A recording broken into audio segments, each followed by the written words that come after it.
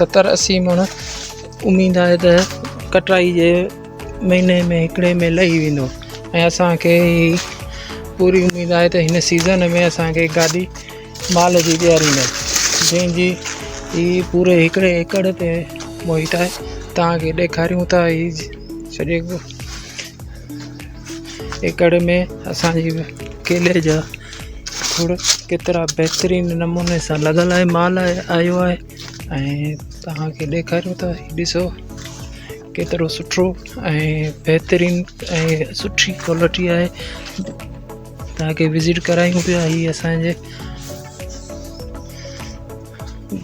Farm house ते केलो लॻल आहे ऐं केलो केतिरो ॾिसो नई फरी आहे ऐं हिन मां ही टिशू पेपर कढी छॾियो छो जो हींअर बरसाति जो टाइम आहे ऐं हिन बरसाति में हिनखे फरी खे किनो कंदो ऐं जेतिरी हिनखे वौख मिलंदी ओतिरी जॻह सां फरी ताक़त वारी ऐं सुठी थींदी।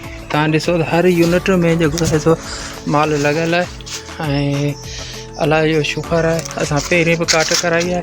हींअर बि काट जेका आहे त 15वें ॾींहुं करण जो इरादो आहे ऐं हिन में तव्हां ॾिसो चिड़ी आख़िर ठाहियो वेठी आहे पर जेसि ताईं डूंगर तयारु थिए थो भले जेका आहे सा उहा सुठी ऐं सुहिणे नमूने सां पंहिंजा बचा कढी वञे पोइ असीं हिनखे तंग कोन कंदासीं।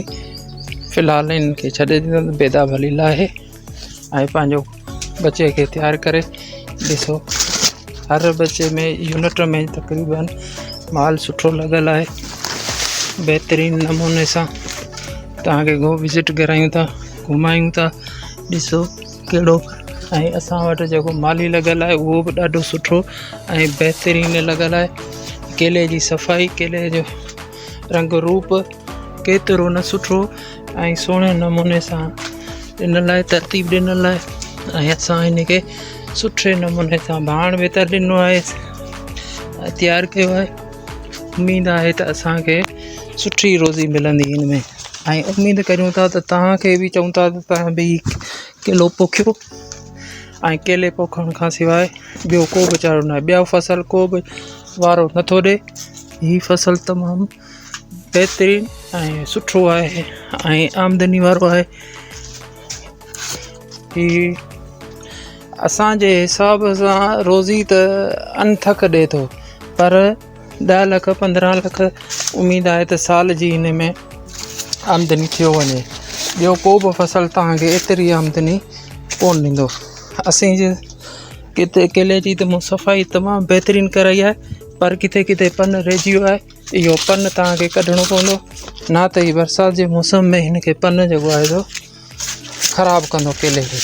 तो बहितर इहो ई आहे त 3-4 ॾींहं खां पोइ केले जे अंदरि लहो ऐं केले जो जेको आहे त इहो पन कढी छॾींदा करियो। इहो जेतिरो ई पन निकिरंदो तव्हां हीअ ॾिसो हीअ फरी किनी थी पई आहे न हीअ फरी हा इहा फरी जेका आहे सा हिन केले जे डूंगर खे वधीक ख़राबु कंदी त इहो इन पन जे अचण जे करे ई आहे। हीअ ॾिसो हिनखे तव्हांखे कढणो पवंदो। इहे फरियूं तव्हांखे कढी छॾणियूं पवंदियूं न त इहे वरी मखो कंदियूं ऐं ॿिए फरी खे किनो कंदियूं।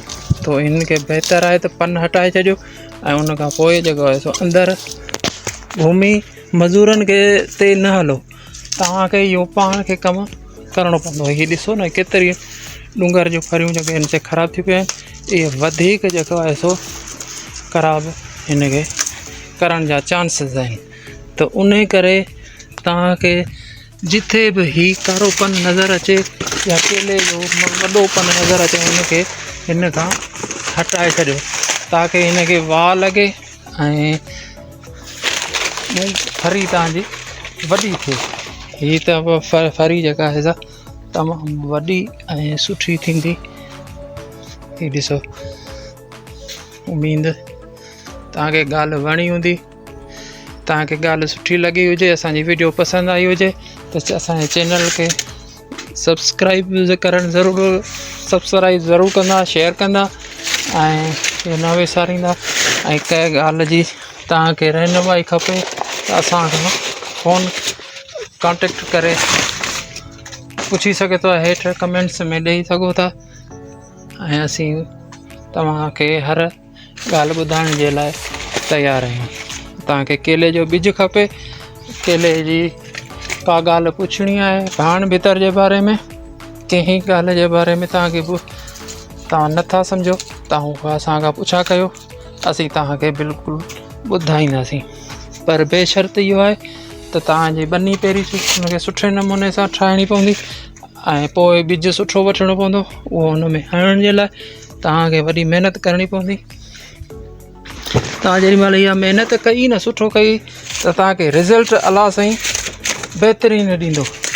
हीअ जेके पन आहिनि न, इहे पन तव्हांखे कढणा पवंदा हिन में, न त तव्हांजे केले जी फरी जॻह आहे त उहा मूं तव्हांखे ॾेखारी उहा ख़राबु थींदी, ऐं ख़राबु थींदी त केले खे मर्ज़ लॻंदो, ऐं मर्ज़ लॻण साण ई केलो जेको आहे ख़राबु थी वेंदो। हीअ ॾिसो, हीअ पन मूं कढाया आहिनि, वरी बि किथे रहिजी विया आहिनि मज़दूरनि खां, हुन करे हीअ तव्हां ॾिसो, हीअ फरी ख़राबु थी पिया आहिनि। हाणे हीअ फरी जेका आहे हिनखे असां हिते टोड़े छॾींदासीं त डूंगर खां इहा आज़ादु थी वेंदी। पर बहितर न आहे त हीअ पन जेको आहे इन जो हटाए छॾियो, ख़तमु करे हेठि किराए छॾियो। इन पन खे निकिरण जे करे ई फोको थी वेंदो ऐं सुठे बहितरीनु नमूने।